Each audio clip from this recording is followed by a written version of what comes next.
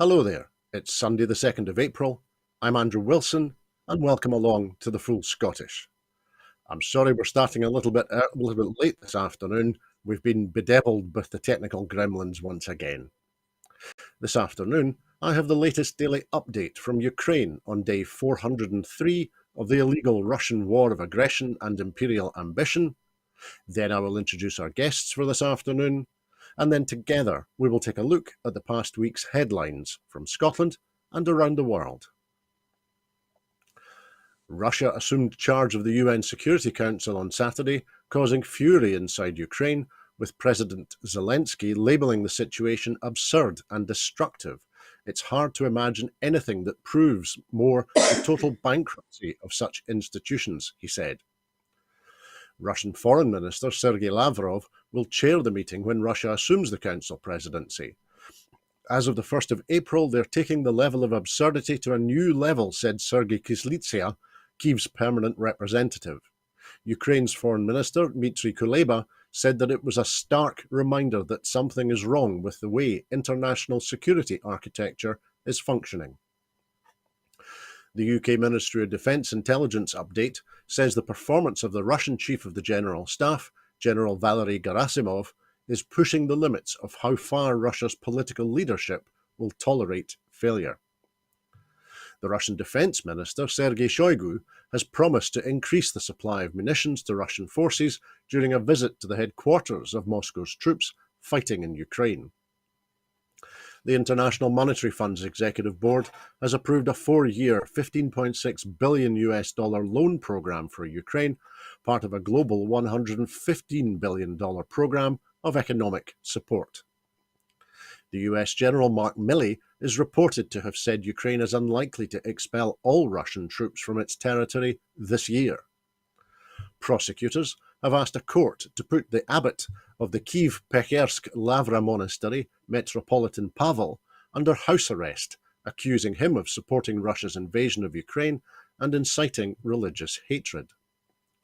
Vladimir Zelensky wrote online that he had had talks with France's President Emmanuel Macron to discuss defence interaction and further steps to implement #peace formula. The UK Ministry of Defence has said that Russia has lost at least 6 Zoopark 1M counter-battery radars and will struggle to rebuild them because of sanctions. Vladimir Putin has signed off on a new Russian foreign policy strategy aimed at curtailing Western dominance and identifying China and India as key partners for the future. North Korea's Kim Yo-jong, the sister of leader Kim Jong-un, has accused Ukraine of having nuclear ambitions, and Alexander Lukashenko, the Belarusian dictator, said he had intensified talks with Russia about deploying nuclear weapons in Belarus, falsely claiming that there were plans for neighbouring Poland to invade. Now, we're lucky enough, I hope, to be joined this afternoon by 2 fantastic guests. Firstly, Sandra White was first a List MSP and then the SNP constituency MSP for Glasgow Kelvin between 1999 and 2021, when she was lucky enough to retire. Sandra's campaigns have included working against closures and the downgrading at the Royal Hospital for Sick Children, York Hill, and the Queen Mother's Hospital. Sandra has also campaigned against racism and for improved treatment of asylum seekers, including joining an occupation against the Dawn raids. Sandra, good afternoon. How are you keeping? Good afternoon, Andrew. I'm fine, thank you. Looking forward to the rest of the programme. Well, it's great to see you here on Broadcasting Scotland this afternoon. Now, it looks like we haven't yet been rejoined by our other guest, so we'll wait for him to join us. We'll see if he can join us, and if he does, I'll introduce him to you properly at that point. But I'm looking at the clock here, so Sandra and I should crack on with today's discussion. On Friday, the Port of Dover declared a critical incident as high levels of traffic caused lengthy delays to coach passengers. P&O Ferries and DFDS Seaways also reported delays to ferry and coach services. They cited bad weather and hold-ups at French border controls. The port said high volumes of coach traffic were due to the Easter holidays. A spokesperson said the Port of Dover can confirm that a critical incident is underway, as the port is currently experiencing high volumes of coach traffic due to the Easter holidays. Our present high volumes, combined with extended processing at border controls, has resulted in lengthy delays for coach passengers. A spokesperson for DFDS Seaways said the queues at Dover today have been as a result of bad weather causing delays to sailings, combined with high volumes of traffic, and particularly coach groups. Simon Calder, the travel correspondent of The Independent, said processing times since leaving the EU had increased sharply, and that would seem to explain the delays. The EU border at Dover meant things were gumming up, he said, as each individual passport now has to be inspected and stamped since Brexit. Delays have been compounded by coachloads of passengers needing all to disembark in order to have their passports checked. So, Sandra, as Simon Calder said repeatedly on a number of different channels yesterday, this is what Brexiteers voted for. So, why are we not hearing them rejoicing at the chance to sit on a bus at the port of Dover for hours and hours and hours? I honestly don't think the people who voted for Brexit realise exactly what they were voting for. Some people were obviously duped by the lies it was told by the Tory government. Others thought they were, as you said, taking back control.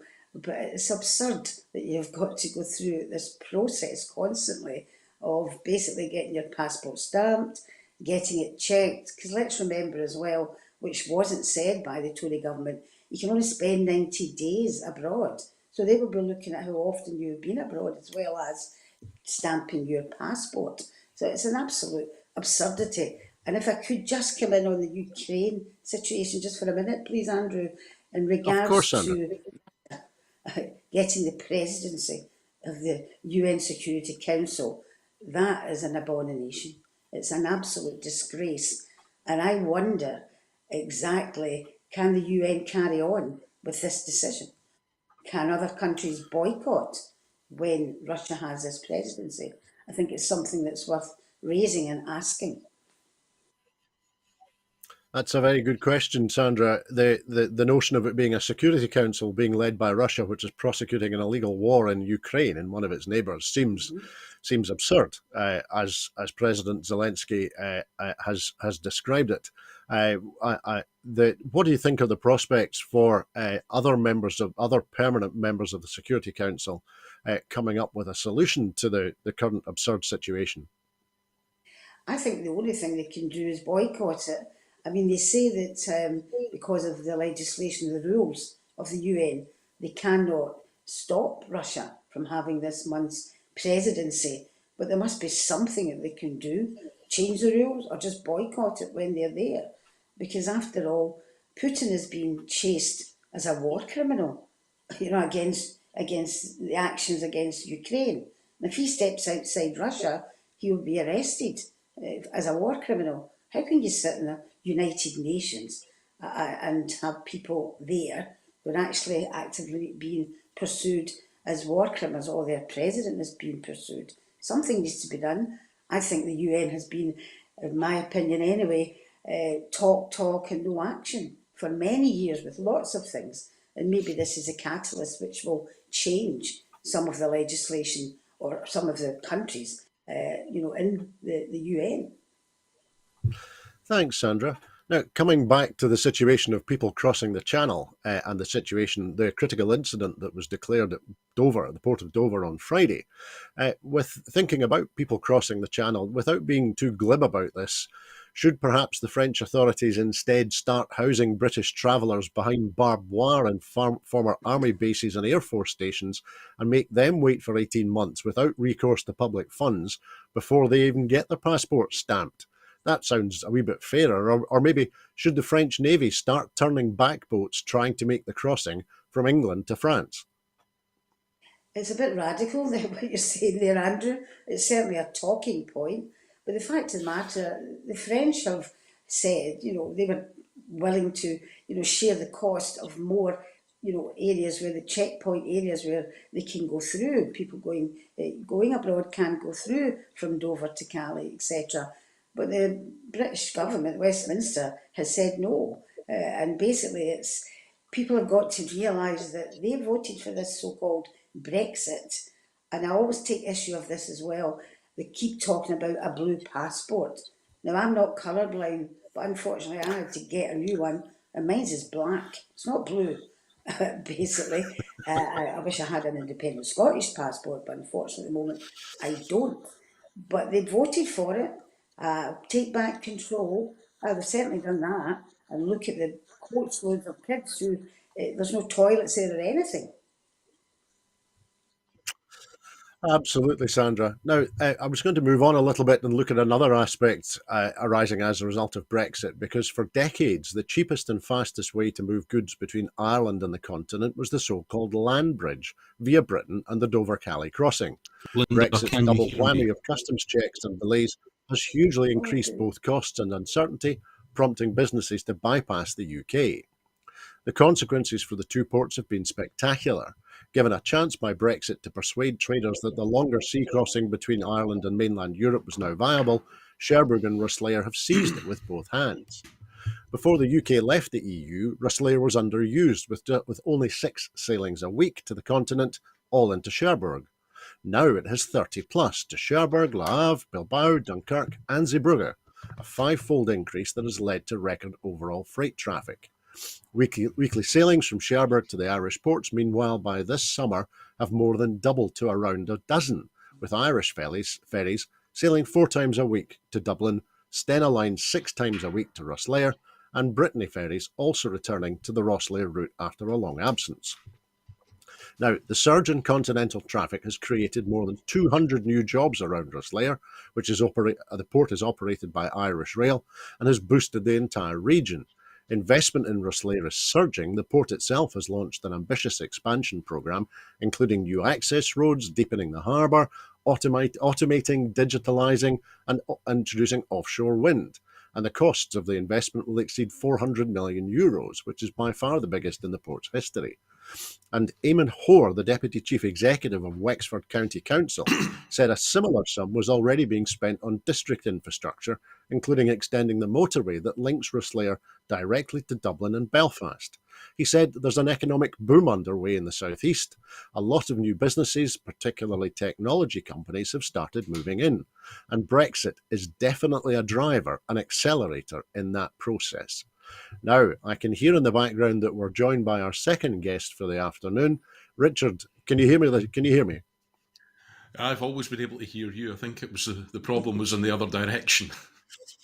No problem. We're delighted this afternoon to be joined by Richard Thomson, who is the Scottish National Party MP for Gordon. Richard's been an MP continuously since the 12th of December 2019. He is currently the SNP spokesperson for international trade in the House of Commons. He's also the SNP spokesperson for Northern Ireland and the SNP spokesperson for Wales. So, Richard, as the SNP spokesperson in the House on international trade and on Northern Ireland, you're ideally qualified to talk to us about the story I was just covering there, which is to do with the dramatic expansion in Rosslare and with the using ferries to cross directly from Ireland to the continent, cutting out the UK. So I wonder, with regard to the experience in Rosslare, Richard, are there perhaps lessons which the Scottish Government and Rosyth and Fife Council and perhaps Stranraer might take should consider and might take very seriously? Oh, I would very much hope so, Andrew. I mean, the Brexit buster ferries that have been constructed, increase in capacity that there's been in ferry services from Ireland direct to the European mainland and France has been really quite remarkable, and it shows that trade, like water, will always find a way. And previously, despite those links to across to France, those ferry links, taking the land bridge, as it was referred to, across to from Dublin to Holyhead or Dunleary to Holyhead, and then through Wales and then England, was still seen to be a faster, more resilient trade route to and from Ireland. But obviously Brexit and the advent of border checks has completely banjaxed that. So, one of the reasons, as I understand it, that the Rosyth ferry in its previous incarnation didn't work was couldn't get enough support, although there was a lot of support in terms of passenger traffic, they couldn't really get the buy-in from the freight sector. Of course, when they went down from daily sailings to just a few times a week, then that made it even less attractive, and it kind of entered its, its death spiral. So now that there are all these additional trade frictions in terms of getting down to the channel ports, I think that although that's still a route that will always, for different reasons, be attractive, particularly to the fish trade, who need to get to the fish markets in Boulogne very, very quickly with their product because it's so perishable. I think that there's other manufacturers and other exporters and indeed other importers who might find that having direct links from central Scotland straight into the central Scotland motorway network, straight on to the A9 to the Highlands and the A90 up to Aberdeen in the northeast, I think they would find Rosyth quite an attractive proposition in these changed circumstances. So I very much hope it's something that the new government that we have explores to its fullest extent. Thanks, Richard. And whilst we're discussing Ireland, and we have you here this afternoon, we're lucky enough to have you here this afternoon. I'm reminded that a week or two ago at Northern Ireland Questions in the House of Commons, you asked why, if being in the single market was so good for Northern Ireland, why then the UK government is denying it to everyone else. Can you help us? What response did you get to the minister when you asked that?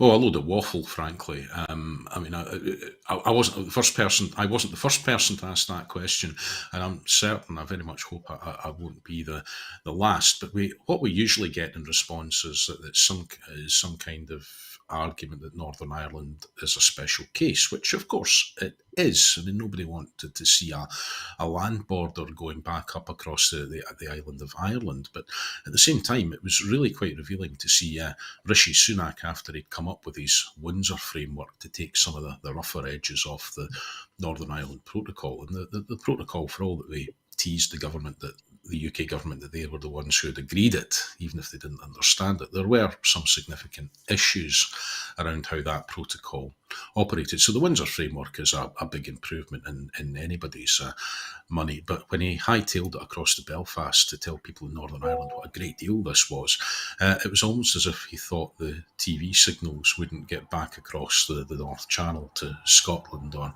anywhere else. And of course, talking about Northern Ireland with its access to the European single market and its access to the UK internal market and describing it as the most exciting trade zone in the world.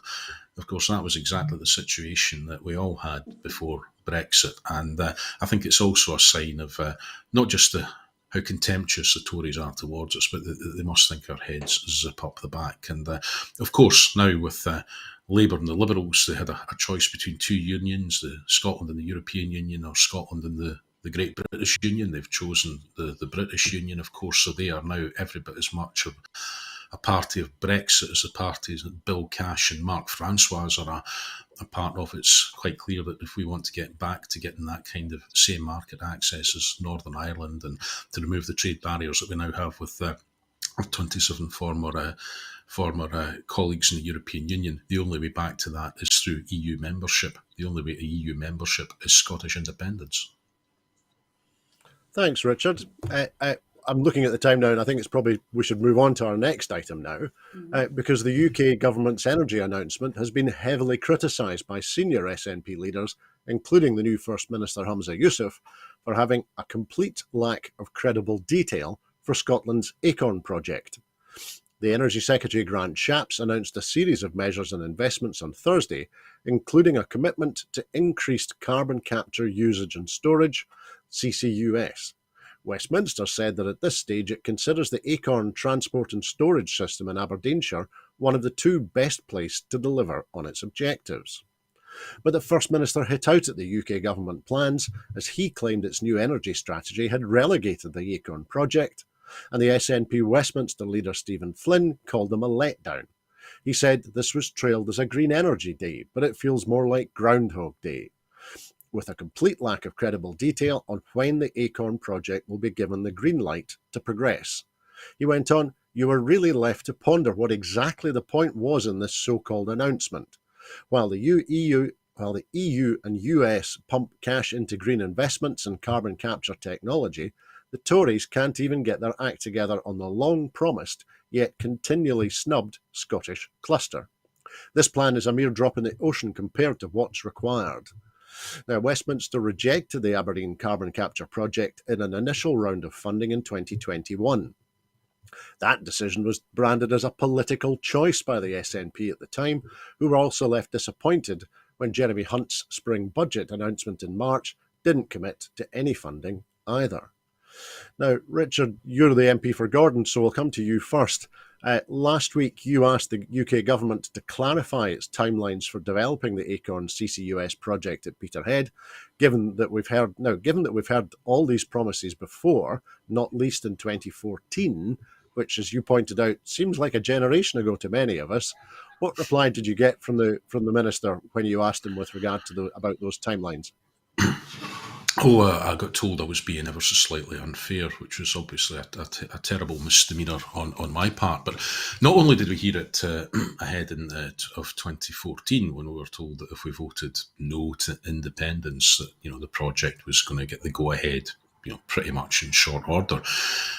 Actually, we'd been there before, around about 2008, when Shell were on the cusp of pushing the button to go on a carbon capture project at Peterhead, but the UK government again pulled the funding rug out from underneath that. So this is something that's been going on for quite a while. So as I said, it feels a bit like deja vu all over again. And we've had yet another kind of non-announcement announcement about this, which still doesn't give us any great clarity over the timescales. But the one thing it has brought clarity is that the Peterhead, the Acorn project, was supposedly a Track 1 reserve project. So instead, it's always been at this advanced state of readiness because the infrastructure is there. It's got large capacity. It's also got the capacity to accept imports of carbon dioxide from other parts of the UK, other parts of Europe. So, big carbon emitting clusters like round about Southampton and the Solent, and also South Wales, where a big steel industry still exists. We've got the potential to accept their carbon emissions and sequestrate it as well. So we were told that when it didn't achieve Track 1, because the Tories quite shamefully chose to prefer carbon capture projects in their so-called red wall. It's quite clearly a pork barrel decision rather than anything else. We were told we were Track 1 reserve, but actually the project is quite clearly just a Track 2 project. And even on that clarity that Track 1 reserve means absolutely hee-haw, they still can't give us any kind of timelines or guarantees round about this. So I suppose be grateful for small mercies. It's still in the running, but it's unfortunate that clarity isn't there. But again, it brings it back to arguments for independence, that if you're independent, you're fully in charge of the policies that you set, you're fully in charge of your own resources. And who seriously believes that if we didn't have control over energy policy at Holyrood, that we wouldn't already have cracked on with this and be years ago would be leading the way in the world's technologies, would have thousands more jobs in the northeast of Scotland with this pioneering technology. We'd be considerable further down the distance of the road we need to go in terms of taking Scotland and Scottish industry to net zero. Would be exporting that technology and expertise, and would be helping the rest of the world to solve their carbon emission problems as well. All of these things are possible when you have the power. When you don't have the power, then you're kind of at the end of the string being pulled from Westminster. Let's just hope that string's actually connected to something this time. Thanks, Richard. That's a great explanation. Now, Sandra, with a UK general election within the next 18 months or so, do you think, is there any realistic prospect at all of a Tory government getting on with the key Acorn carbon capture project in Peterhead? From what Richard has given a very, very good history of the past from 2008 and onwards, basically what the UK Tory government are saying is, well, basically we hold all the cards, get back in the box, Scotland, and we have to make, what would I say, capital out of this. The fact of the matter is, it has been ongoing. Aberdeen, Peterhead, etc. are the best places for that. Richard has eloquently explained all of that. But we also have all these experts, these workers, waiting basically being trained to be able to get into the green energy, aspect of it. And we hold all the cards, but the only reason is because there's a Tory government who are telling Scotland to get back into its box, and the only way we would go forward is through independence. Now you're talking about a general election. Is there any chance of, I mean, will the Tories still win a next general election? It's questionable. But Labour aren't any different, as Richard already said. And good morning or good afternoon, Richard. It's really nice to see you after all this time. I don't know if the Tories will win the next general election, but unfortunately, if we don't push to the Scottish people that the only alternative for Scotland to get this and other things control is to vote for independence, then I'm afraid if it's a Labour government, we're going to have the same again. Basically, so we've got to, from a Scottish point of view, from our country's future, put that message across that this is one really, really important issue that we, if we had the power, we would be going forward to net zero, one of the first countries in the world. So we have to push that. Thanks, Sandra. Now, one other aspect I wanted to look at with regard to the ongoing cost of living and energy crisis is that thousands of small businesses risk going bust as brutal energy bills are to double with the end of the government support scheme this weekend. Companies are braced for an increase in energy costs as the government's support for non-household energy bills falls away, and many fixed-rate deals come to an end. The combined impact could drive energy bills for many companies up by as much as 133%, according to analysts at the consultancy Cornwall Insight. The government stepped in to protect businesses from the soaring cost of energy after the invasion of Ukraine last year, but the scheme will be replaced from yesterday. The scheme, which was launched in October, was described by Chancellor Jeremy Hunt as unsustainably expensive because it capped the cost of electricity and gas at an estimated £18 billion for 6 months. Under the new scheme, companies will receive up to £5.5 billion of support over the next year. And instead, the Westminster government yesterday launched a campaign to help struggling small and medium-sized businesses manage their energy costs, offering guidance on how to save energy, such as installing light and heating timers and changing light bulbs. So, Richard, that just about sums it up, doesn't it? Warm words, actually not that warm, from the Tory government, but very little action and very little financial support. Do small business owners make the connection between the political choices made by Jeremy Hunt and the existential risks that they pose to their small and medium businesses? Well, I'm not sure, but time will tell. But they absolutely need to. And I'm sorry, I was a bit remiss. Hello, Sandra. It's great to see you as well. No, I mean, I think that this is just yet another thing that businesses that are trying to, employ people, add value in the economy, are going to be faced with. And I think it could actually, it's no exaggeration to say that the removal of this support could be the end for a lot of businesses that are struggling. But I think to point out what ought to be obvious, but doesn't seem to be obvious to any of the folk who've been in the Tory chancellorship merry-go-round over the last few months, is that one of the reasons we've got such high inflation is because the energy costs going into production and the transporting of goods is what's pushing up the end cost to consumers, who are in the main experiencing pay settlements that aren't keeping up with inflation. So that's suppressing demand, and we can see in the massive headline profits of energy companies where that's ending up. So, I think one of the things that the government could do, I mean, subsidy regimes in energy, it's not really, in terms of to the end consumer, it's not really the game you want to be playing. But I think that one of the things that it could do is, there's the long term and the short term. In the long term, we need to be redoubling our efforts in the dash for renewables. That's the only way you get secure carbon-free electricity into the future and secure that supply, so you're not so dependent on, as we've found, on what comes out of gas pipes from Siberia. And it means that Scotland, in doing that, given the surfeit of renewable energy that we have, can be a reliable energy partner for the rest of not just for the rest of the UK, but for the rest of of Europe. But one of the things we could do immediately is to stimulate that is stop the discriminatory grid charging prices for access to the grid from renewables projects, which sees potential Scottish developers having to look to pay to connect to the grid, where energy from the south of England are effectively subsidised for doing so. That's just an absolute piece of nonsense, and it needs to go in the bucket of the policy bin. But the other thing that needs to go in the policy bin bucket is the way that we actually charge for electricity in the UK market. And basically, electricity gets set by the cost of the most expensive unit of generation, which invariably at this point in time is gas. And even though gas prices have fallen considerably since their peak, that is still meaning that we're paying considerably more as consumers and business and industry for energy through the electrical sockets than it's actually costing on average to produce. So that's just an artificial impediment there.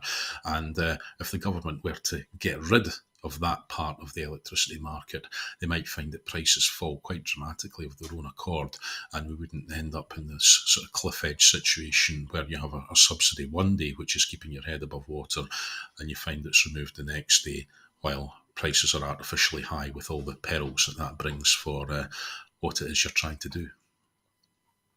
Thanks, Richard.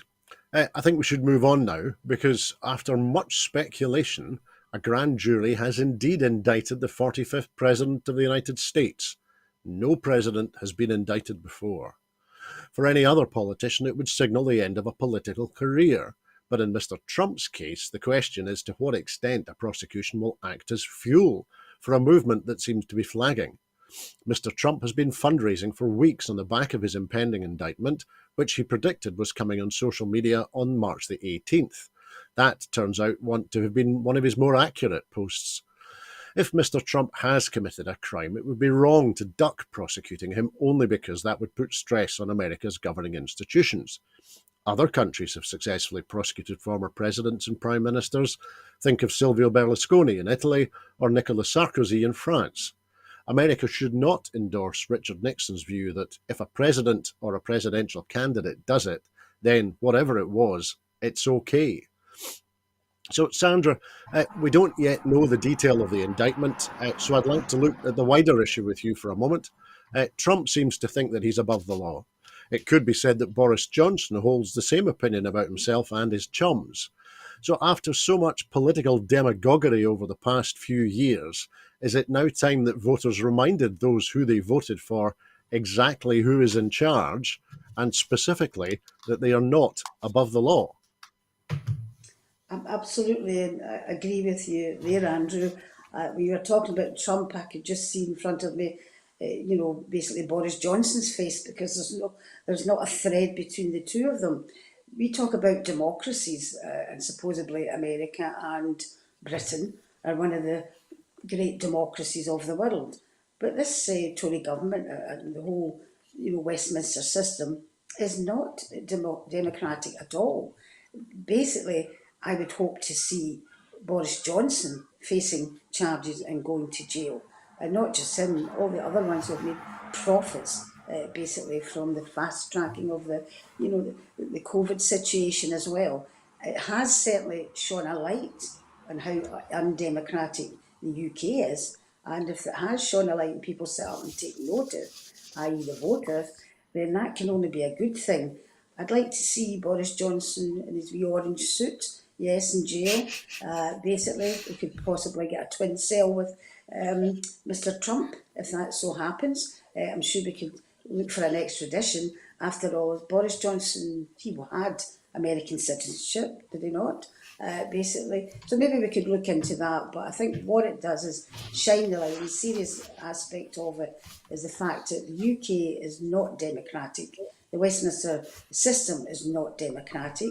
And if what happens in America, they used to say it would happen 10 years hence here, well, bring it on. And let's make sure that Boris Johnson and the others, Michelle Mone and very, very many others, should be brought before the courts. If people can get fined for taking a packet of nappies because of no money to pay for it, basically, why can't these people have took millions of pounds fraud, committed fraud actually, they should actually basically go to jail for it. Thanks, Sandra, and you're absolutely right. Alexander Boris de Pfeffel Johnson was born in Manhattan. But Richard, with you, I'd like to look at a wider issue as well, because, excuse me, the indictment in connection with Stormy Daniels will not be the last indictment, and the list of legal issues facing this notorious son of a Stornoway woman includes the raid at Mar-a-Lago when on the 8th of August FBI agents searched his estate in an unprecedented action against a former president. The agency had rightly suspected that national security documents remained in his former residence, and the agents found more than 100 classified or secret documents. There were the attempts to overturn the 2020 election. The most prominent investigation into that is from the House of Representatives. Legal scholars say the committee's work suggests that the president could be charged with 2 federal crimes: obstruction of an official government proceeding and conspiracy to defraud the United States. And of course, Fannie Willis, the district attorney in Fulton County, Georgia, is conducting a separate investigation into whether the president tried to overturn the results in that state. Georgia law criminalizes solicitation of election fraud. And some experts believe that Mr. Trump's leaked phone call to the state's Secretary of State, Brad Raffensperger, in which the president asked him to find 11,780 votes, may be evidence of that crime. And of course, Trump also faces probes over his business dealings. In September, Letitia James, the New York State Attorney General, announced that she was suing Trump, 3 of his children, and the Trump Organization for committing staggering fraud over a decade. And she's seeking the return of $250 million in allegedly ill-gotten gains. And of course, the former president faces numerous other civil lawsuits, including one brought by E. Jean Carroll, an author, who accused him of sexually assaulting her 26 years ago. Now, so far, none of these investigations has significantly damaged his standing on within the right wing and politics in the States. And of course, Donald Trump claims to be the victim of a Democratic witch hunt. So, Richard, some Democrats hope that Trump will be in jail by the time of the next presidential election, but I think that's pretty unlikely. Criminal investigations take time. Finding an unbiased jury will be not easy, and it's almost impossible. It's almost impossible to imagine a charge against Trump speeding through indictment, trial, conviction, and appeals in 2 years. Excuse me. So is there a risk that the earnest attempts by the Department of Justice and other prosecutors and claimants simply continues to fuel Trump's campaigning, providing him with airtime and the excuse to plead for yet more cash from his supporters? Yes, bluntly, I think. I mean, look, the American justice system is obviously quite different from our own, but I think there is such a large section of the American populace that believes that Trump can do no wrong in any wrongdoing that he is accused of. We have to stay on that side. He's been accused. He's not been convicted of those matters as yet.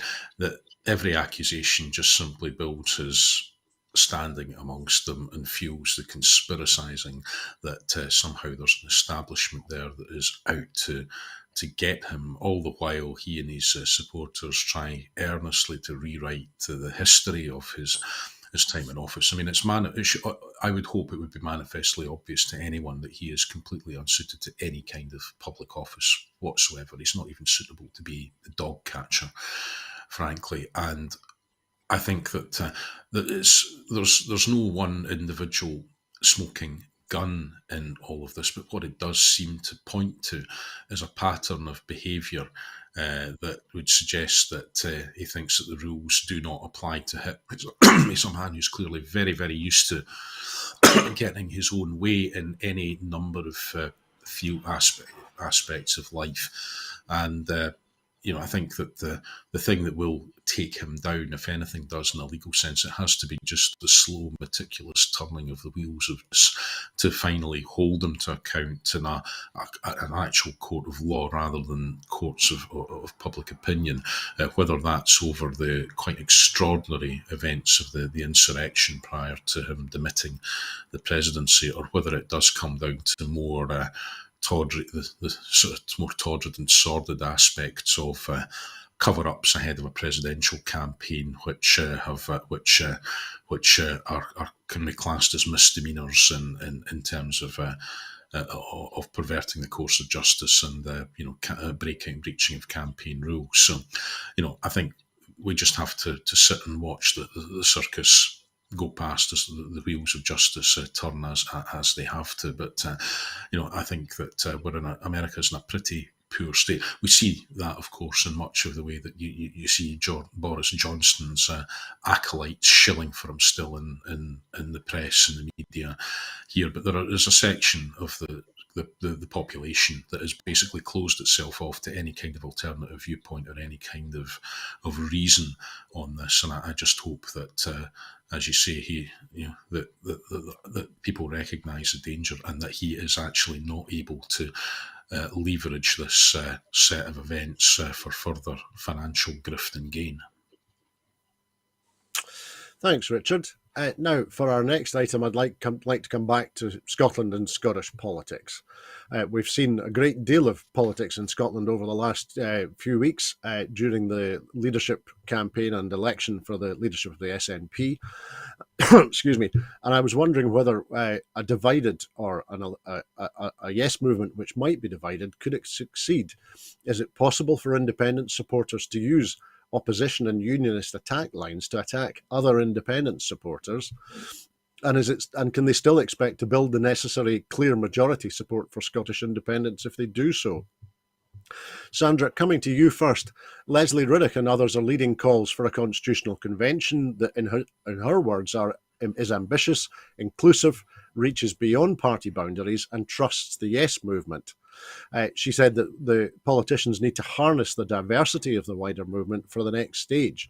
And Joanna Cherry pointed out that such a convention was proposed by Nicola Sturgeon herself on Brexit Day in 2020. There has also been, since November, a partial rebranding of the independence movement as Scotland's democracy movement, and that has been seen by many as a smart move that scoops up some wavering voters and to an extent throws the ball back into Westminster's court.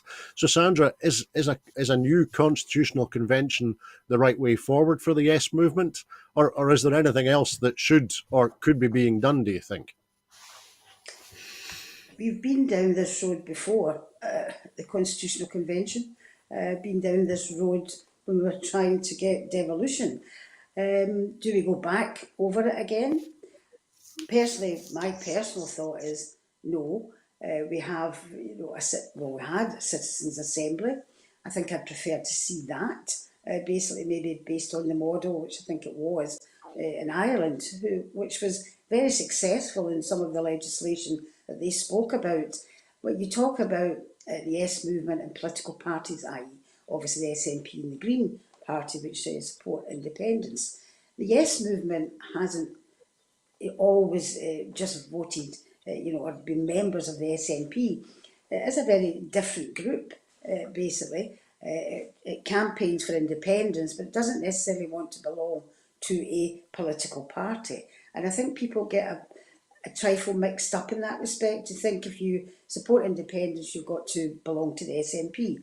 I mean, the SNP is only a vehicle which will get us to independence, but we have to persuade, obviously, the voters to do that. So, personally, I think resurrecting the Constitutional Convention, how long is that going to take? And on an aside, we talk about, negative publicity and people attacking others, etc. I mean, basically, I've not got any time for that. I just think we should be looking at the positives rather than negativity in that respect. But I will be perfectly honest in this particular matter, even though I'm not an MSP anymore, but speaking to activist people in the street, there's a huge amount of frustration out there. And I think Hamza Yusuf, the First Minister, I believe that he is aware of that, and he's in touch with the people who are on the streets. The frustration is it's taken us so long, and we're talking about Section 30s, and where do we go from here? Now, if we say, okay, we're going to resurrect a Scottish Constitutional Convention, I think that will feed into the frustration of the people there. People want to see some form of action. And that's what obviously the SNP's got to come up with. So I think a citizens' assembly, which brings in local people, regardless of the Yes movement or any political party, for me is a better way forward than a constitutional convention, which could take years. And the people out there are just not prepared to put up with that. Thanks, Sandra. That's some great insight. Thank you. Now, Richard, it's almost a week now since Hamza Yousaf was announced as the winner of the leadership election in the SNP, and I was hoping to ask you what is the mood amongst SNP MPs at Westminster? Has the healing started yet, or is it too soon? Well, first of all, can I just say I agree with every word that Sandra just said there. I think there's a real danger with our constitutional convention that the Yes movement is seen to be talking to itself rather than talking to the people that it needs to be talking to, which are those who are yet to be convinced about independence. That's emphatically who we all need to be talking to. And I think the Yes movement would be in a manifestly better place if it focused its energies on trying to bring more people into the tent instead of calling into question the commitment of those who are already signed up to independence. But in terms of a mood, clearly the parliamentary group, not everybody was, everybody had their own personal choice. I think out of those who expressed a preference, there were more endorsements for Hamza Yousaf just in the Westminster group as there was in the Holyrood group. But I think the overwhelming desire now is to get on with it. The party has made its decision about who it wishes to lead. I think there's some encouraging appointments in the ministerial team. I'm particularly pleased to see my constituency overlapping colleague Gillian Martin in there as a Minister for Energy. I think that's great news, particularly for the North East. But I think what we really need to do is recognise that we're just a matter of months away from a Westminster election that could be defining in terms of Scotland's constitutional future. I know every election is defining in that sense, but this will determine whether our cause is at the top of the agenda or whether Westminster can continue to ignore it. So we need to put independence front and centre to that. I think we need to.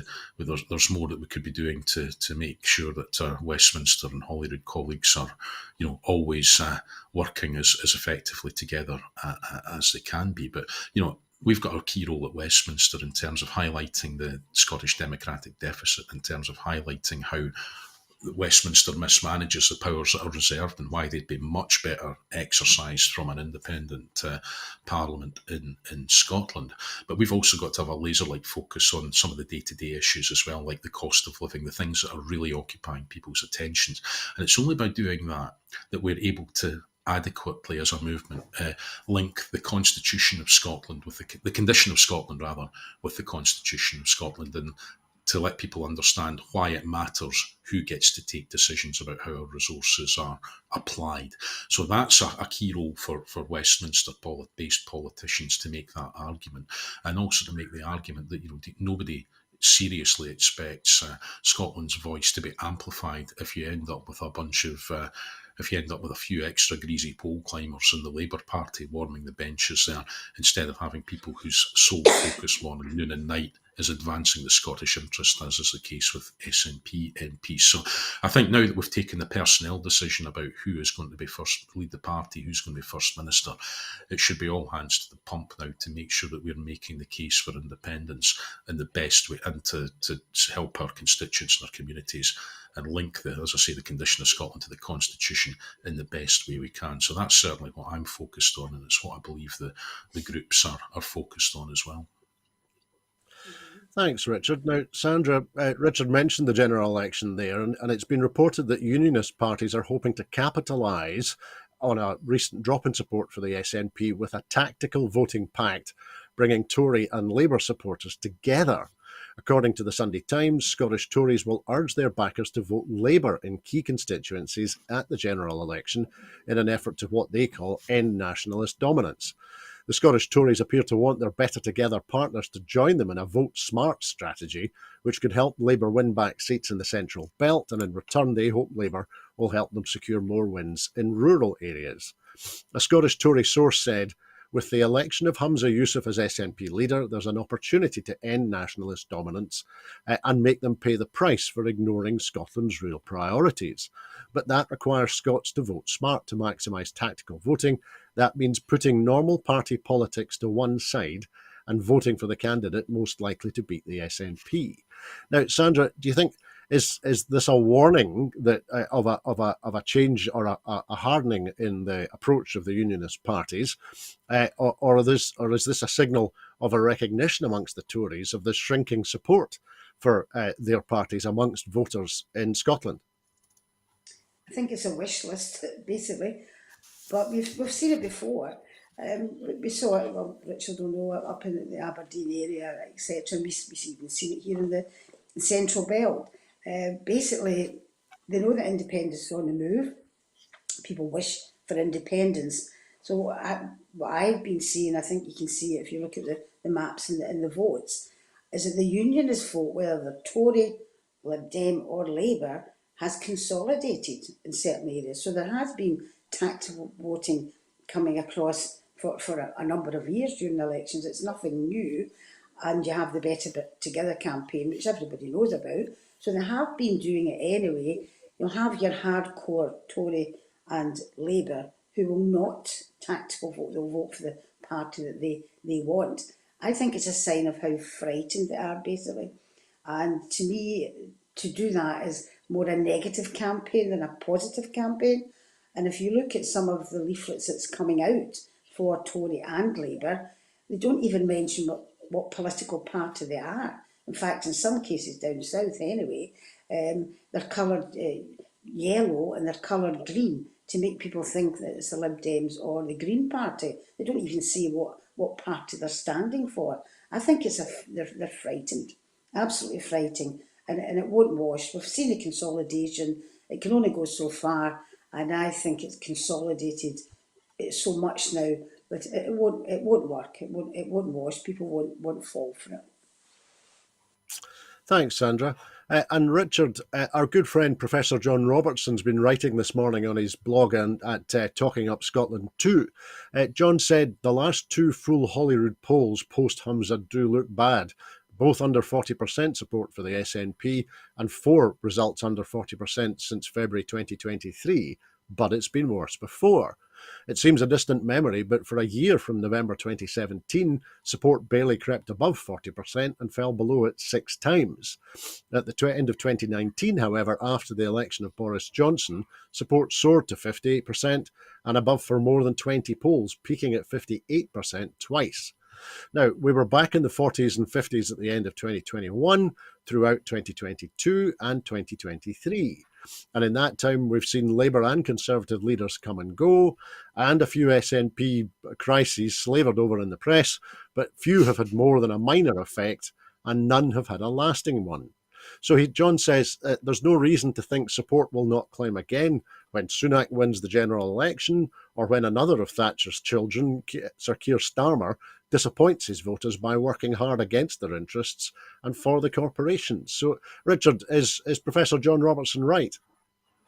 I think so. I mean, I would give another parallel there, which is about a few months out from the 2011 election. Now, the 2011 election is remembered, understandably, for it being a landslide for the SNP and securing a majority.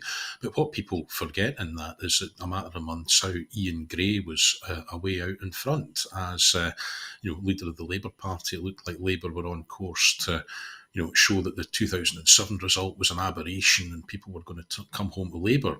And then, of course, what really began to tell for people was the idea of record team and vision. And on every metric that the Scottish people cared about, the SNP came through and powered through in the home straight through to the election as people realised what a flimsy and insubstantial offering Ian Gray and the Labour Party were actually offering. Now, I don't want to make too many comparisons, but quite clearly the SNP's been through a rough old few weeks. I don't think we've, as a party, it's always portrayed itself in the best possible way over that time, but it was a necessary process to go through in terms of choosing a leader, because I think the worst thing that we could have had was a coronation. I think the party was ready for a debate, a discussion, and it certainly had that. So I'm not too disheartened with the polls, but I think what we need to concentrate on is that whole record team vision thing. I'm encouraged in the team that's there. The SNP has got a good record to defend, despite what our friends in the press and our friends in the opposition benches would have us believe, who just want to throw out stuff about schools and the health service to try and create the impression that there's something amiss there. But in actual fact, on most measures, Scotland is performing better in terms of public services than any other part of the UK. They just want to cast that aspersion out there in the hope that it can stick, despite not having a great deal of substance to it. So that's what we need to get back to, is record team vision, and also looking at the Constitution. I don't think that it's either you argue for independence to the exclusion of anything else, or you govern to the exclusion of making progress on improving the way that the mechanisms by which Scotland is governed through greater devolution or independence. The great success of the SNP has been marrying the two, and that's why we see the attacks that we do, because the other parties, I think, have realised that as well, and so that's why they're determined to try and disrupt and claim that we're overly focused on one, because it used to be, if you remember, you'd get folk like David Cairns, the late David Cairns used to be a past master at it for the Labour Party. He'd accuse us of being focused on independence to the exclusion of governing, and then, it would always be, or a domestic policy agenda. And then if we spoke about a domestic policy agenda, we were somehow trying to hide independence. So there's an element of folk always trying to have their cake and eat it here. So record team vision and the case for independence, I think, is what takes us back to where we need to. But this putative tactical voting strategy, two thoughts on that. It's quite clear the Tories have run up the white flag in being the opposition. They're now just the most virulent anti-SNP party that there is in Scotland, and hope that they can hang on to as much as possible. They've got no interest in ever having a First Minister or ever running Scotland. That's quite clear. They're abandoning the ship on that. But also, they've just blown a great big hole through the one trump card that the English Tories had, which, or one of the trump cards, which was to try and petrify their supporters, as they'd done in election past, by saying that Labour could only get power. They would, the SNP would hold the whip hand, and therefore there'd be this notional coalition of chaos. That was maybe a diminishing campaign tactic, given they've had a single party of chaos, for most of the last few years in the Tory government in London themselves. But they've just completely shot through what was going to be one of their core messages if the poll tightened, which was, you need to vote Tory, otherwise Hamza Yousaf's going to be running the country with Keir Starmer in his pocket. So I don't think it's a very well thought out tactic. And something else? I think the Scottish public, apart from those who are utterly, utterly obsessed with the idea that the SNP is hashtag SNP bad, I think everybody else will give it short shrift. When it comes down to it, folk will be voting on things like record, team, vision, and who's got the most compelling vision they can articulate for how they're going to act in whichever democratic forum it is they're seeking election to in the years that follow. Thanks, Richard. Now we'll come to our final item now, because ministers have been accused of losing the plot after setting aside £8 million to offer every public body a free portrait of King Charles. In a move that drew criticism amid complaints of shrinking budgets, Oliver Dowden, the Cabinet Office Minister, said it was part of plans to celebrate the new reign and bring the nation together. We have entered a new reign in our history, Dowden said. Now as we unite in preparing for the splendour of the King's coronation, these new portraits will serve as a visible reminder in buildings up and down the country of the nation's ultimate public servant. They will help us turn a page in our history together and pay a fitting tribute to our new sovereign. I am sure the portraits will take pride of place in public buildings across the land. Sandra, firstly, oh dear, where would you hang a portrait of Charles Philip Arthur George Windsor? Oh, well, that's a tricky one, isn't it? Basically. I wouldn't. Could I hang it on the bin, perhaps? Something like that? In my bin, I think possibly that if I had to have one, it would probably be hanging at the side of my bin, and when I went to empty the bin, it would possibly fall off. That's the only thing I could think of. I just think it's absolutely absurd that somebody with all this money is using public money, not just for that, with the coronation as well. No, I wouldn't have it in the house, but if I had to have it, was forced, it would probably go inside my bin. Thanks, Sandra. And Richard, we could have started to talk at length about the whether or not the king is now being deployed as another front by the Tories in their never-ending culture wars. But I suspect, given the time, that we don't have enough time to cover all of that. So what I'll do is I'll ask you the same question. Where would you hang a portrait of Charles, Philip, Arthur, George, Windsor? Well, let's start with Oliver Dowden. I mean, he's one of the chicken hawks in the culture wars. I mean, I can't believe that statement was signed off by him. I mean, what an obsequious wee toad that man is. But no, I think, to be honest, look, no harm. I'm not a supporter of monarchy, but and all the flim flam that goes with it. I think, look, I'm very big in recycling. I think if I was given a portrait, I might seek to repurpose the frame in the glass to put up a picture of my children or something like that. And if anybody desperately wanted the picture that it came with, then I would hand it over gladly and let them enjoy it as they saw fit. But no, this seems like this is just frivolous and a distraction. And I'm sure actually if you spoke to King Charles privately, he would probably be a bit embarrassed by it himself. But there you go. Thanks, Richard. And now, I'm afraid that we started late this afternoon, so we finished late, but now that is all that we have time for this afternoon. In making these programmes, Broadcasting Scotland relies on the support of viewers and others who value our distinctive approach to news, current affairs and culture. Please help us to continue to make these programmes. Our programmes will always be free to view, but if you can afford £5 a month, please consider becoming a Broadcasting Scotland supporter. We have set ourselves a target of raising £30,000 in order to continue to pay the bills. To everyone who has donated and to everyone who has signed up to make a regular monthly payment as a Broadcasting Scotland supporter, thank you very much. There are other ways in which you can contribute to our work. If you'd like to volunteer to work with Broadcasting Scotland, then please visit our website at www.broadcastingscotland.scot and send us a message there. You can find us on Twitter at Broadcast Scot and on Facebook by searching for Broadcasting Scotland. When you're watching us on YouTube, it would be great if you would like and subscribe to Broadcasting Scotland on that platform. Now, we will be back on Monday evening at 7 for the next edition of Scotland at 7, so please come back and join us then. I'd like to thank everyone who's been watching this afternoon, and of course, I'd like to give very special thanks to our two very special guests this afternoon, Richard Thomson MP and Sandra White. Thanks, guys. Thank you. Cheers. On this day in 1820, the Radical Rising, or the Radical War, got underway in the west of central Scotland. Its ringleaders, which included another Wilson, were later executed. Thank you again for watching Broadcasting Scotland this afternoon. I hope that you have a very peaceful weekend. Bye-bye.